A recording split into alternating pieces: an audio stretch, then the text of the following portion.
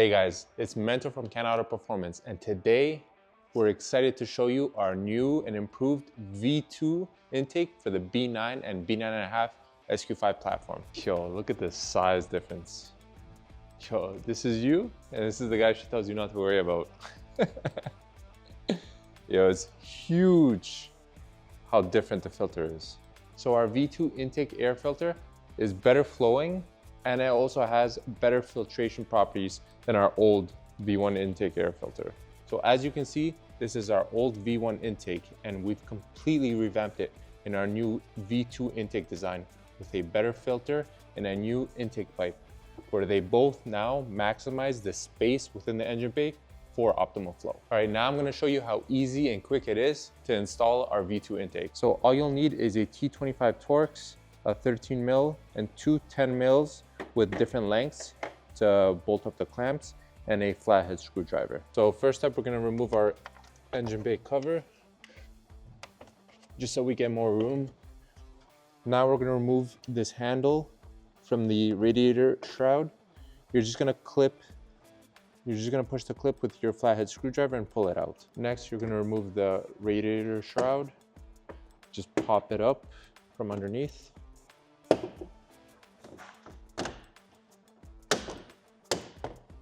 That's it. Next, we're gonna remove the two T25 Torx screws that are holding the duct onto our heat shield.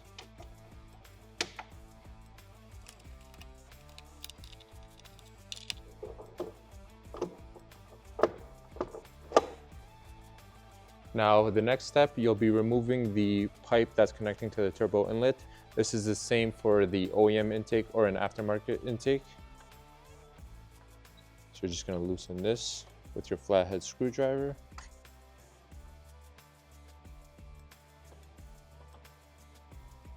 And then you're just gonna pull it off like so. And you'll be able to lift off your OEM intake box or your aftermarket heat shield just by lifting it up. Now, after you remove the heat shield or your intake box, just take off the grommets, because we will be transferring them to our new heat shield. Next, we're gonna be attaching the mounts to the heat shield. And you're just gonna thread them in by hand, just like this.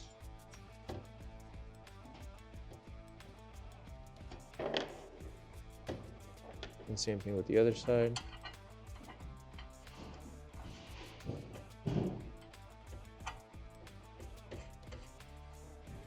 And we're just gonna tighten it with a 10 mil.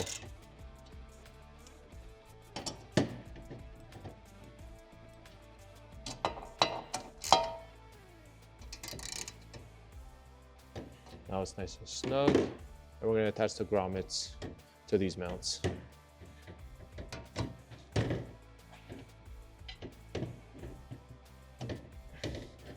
We're set. Next, we're gonna be removing this nut using our 13 millimeter.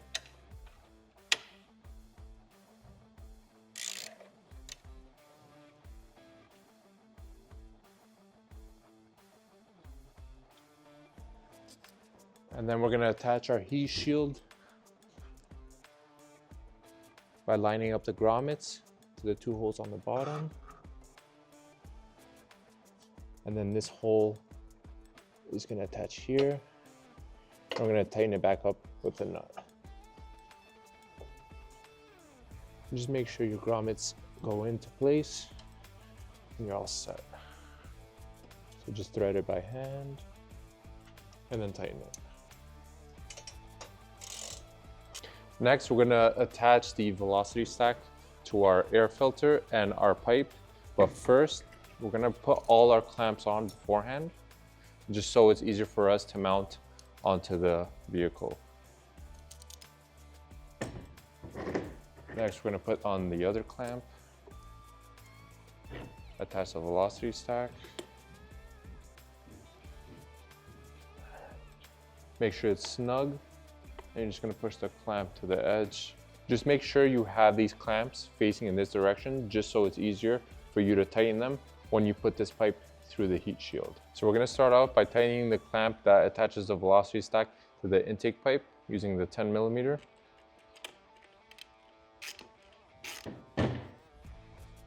It's nice and snug and it won't come off. Next, we're going to be attaching the air filter to the velocity stack. But the best way to do this is just to have the air filter sit in the bottom here. We're going to attach the small clamp to the other side of the intake pipe. Have it facing the same direction as this. And we're just going to fish it through the heat shield, like so. And then just attach it to your turbo inlet. So the next step, we're gonna tighten the clamp that's attaching the pipe to our inlet. When you do line up the clamp and tighten it, just make sure it doesn't overlap in any direction. And we want it to cover the pipe itself.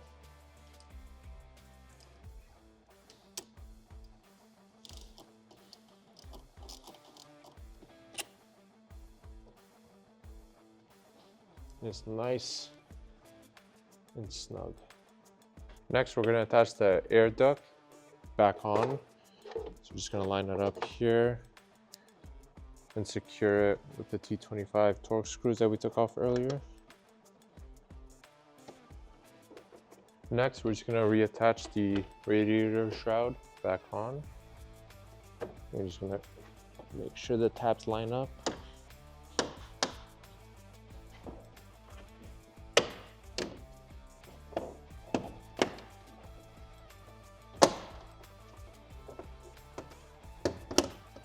And then you're going to attach the handle. Just click the top, put it through. And the final step, just put your engine cover back on. And you're done.